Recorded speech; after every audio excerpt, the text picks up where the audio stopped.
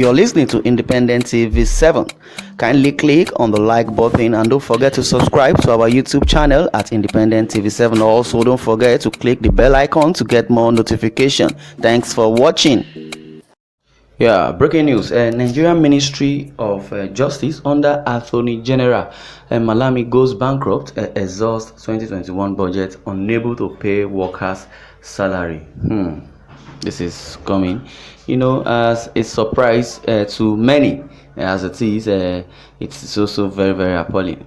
Workers in the ministry stated that if the situation was allowed to continue, their productivity will be affected. The Federal Ministry of Justice under the Attorney General of the Federation, Abubakar Malami, has exhausted its personnel cost in the 2021 budget and is currently bankrupt and unable to pay the salaries of its workers, Sahara Reporters has gathered. Some workers in the Federal Ministry told Sahara Reporters that life had become increasingly difficult for them as they were unable to meet their financial obligations. This is coming from one of the workers, lamenting, towards what is happening in the Ministry of Justice under the Attorney General AGF of Nigeria, Malami. It has been said that Malami has been accused or indicted so many times, conniving with politicians, diverting funds, using to their personal gains and personal use. They also wondered how Malami and other senior officials of the ministry would definitely claim to have exhausted their personnel budget before the end of a fiscal year, adding that the morale of the staff was not low and was now low rather. The Ministry of Justice was unable to pay us last month's salary because the ministry has exhausted its budget, according to the Office of the Accountant General of the Federation.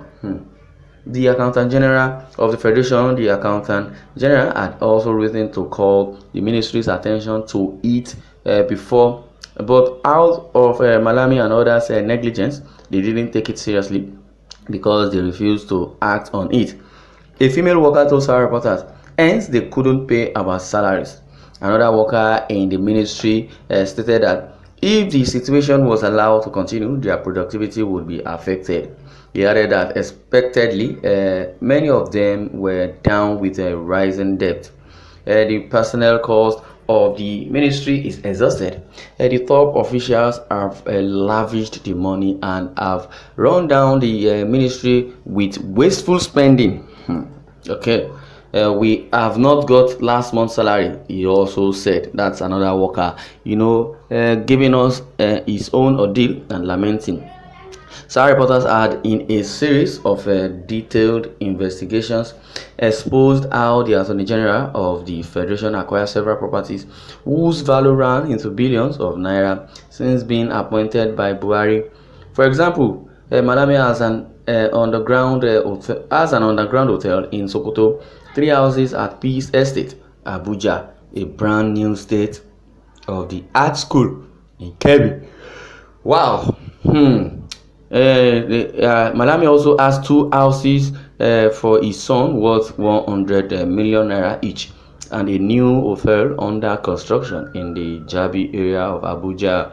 He also bought a house in 2020 worth 150 million naira in a Gwarimpa area of Abuja. So another signal is coming to us now. Malami, has also been indicted. Yes, it's coming. Yes, part of Malami's assets since becoming a minister is also a newly constructed school, which is located at the back of Nitel in Gese Phase 1, Benin Kebbi.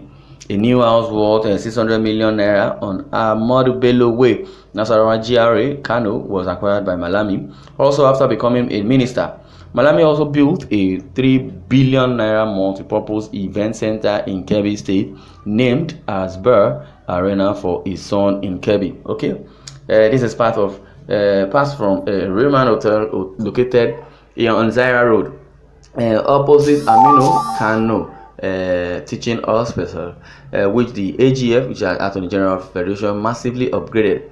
Ever since our reporters published a series of detailed reports exposing these illicit acquisitions, the online news medium has been a target for the AGF scam. Despite the open display of unexplained wealth by the AGF, which is Attorney General of the Federation, and members of his family, in recent times, President Buhari, who rose to power in 2015 on the back of a promise to crush corruption, especially in the government circle, has yet to offer any statement on the development. Observers says Buhari's silence is an endorsement of the atrocity of one of his most trusted Lieutenant Malami. Yes. Because according to this last word, which says Buhari most trusted lieutenant, I could remember vividly when the Arise TV was interviewing Buhari,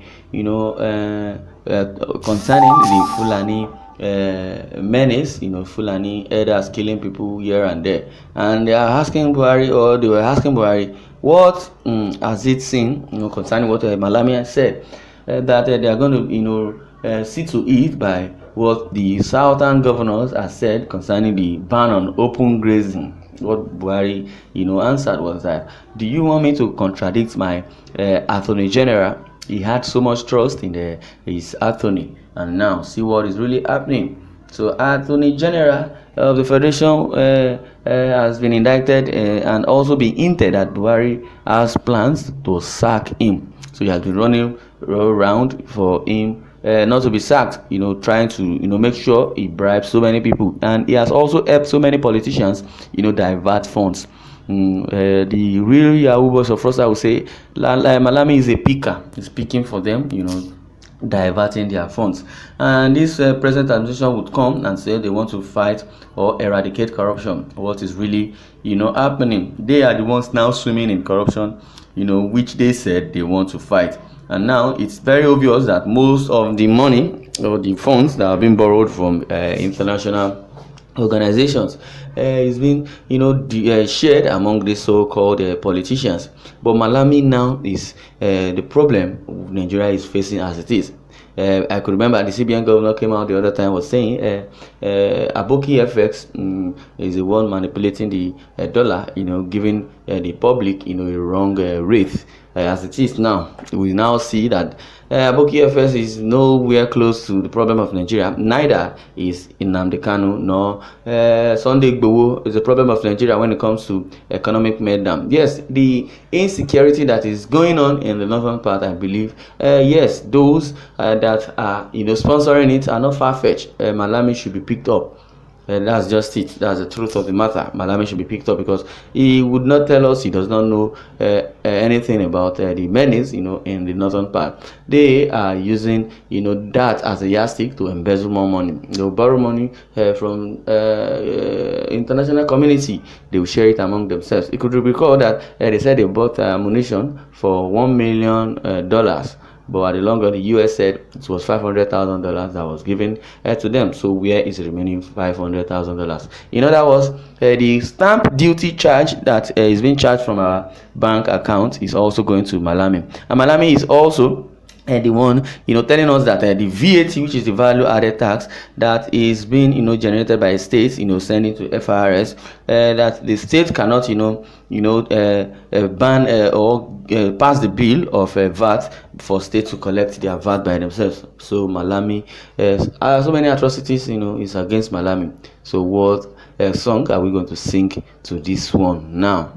I would like you to share your views in the comment section. Thanks for listening, and God bless you.